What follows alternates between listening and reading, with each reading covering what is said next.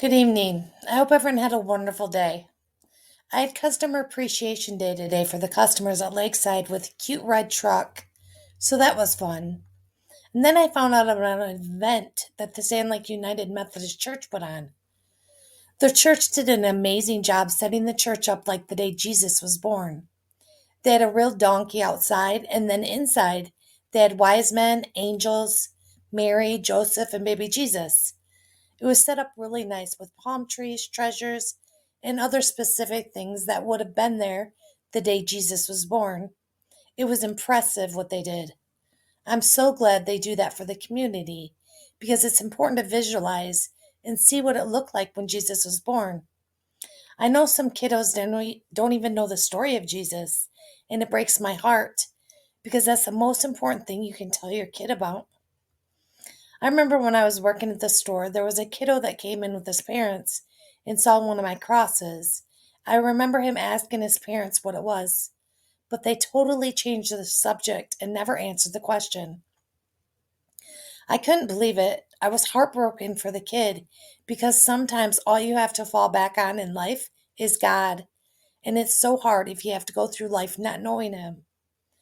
We even need the Lord when we're young because sometimes God's the only one we have when we're feeling all alone. I remember when I was 8, I was saved, but then I was pulled away from the Christian people in my life to a life full of people that were in full of addictions.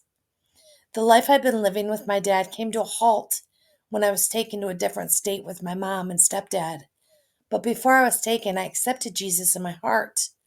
But growing up, I started drinking, smoking, and dabbling in pills, which led to a life of destruction. I didn't have the greatest childhood growing up after mom took us from dad. So I was running my future. I was ruining my future because of my past. Are you someone that's ruining your future because of your past? Are you living with anger, addictions, and unforgiveness because of things that have happened to you? Do you realize that'll ruin your life? We have to let go of the things that were meant to destroy us. And we also have to learn to start taking our thoughts captive and making them obedient to Christ. That's found in 2 Corinthians 10:5 to be able to live our lives to the fullest. I understand now the devil was destroying me, but I was letting him because I was living in my past. I kept letting the devil bring up my hurtful things that had happened to me in the past, and by doing that, I was letting him continue destroying me.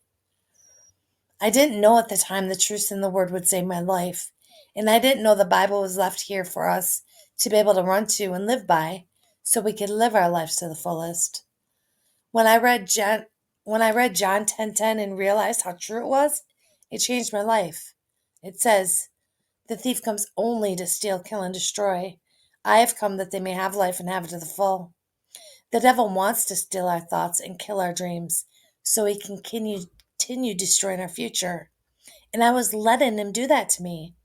Are you letting him do that to you? Are you tired of living your life full of addictions, fears, anxiousness, loneliness, anger, full of self doubt and unforgiveness? Are you ready for a new life full of peace, freedom, and joy?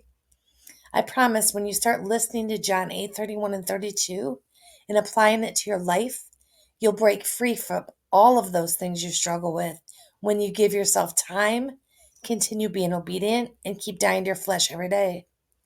The truth will set you free when you learn to completely and totally surrender to Jesus.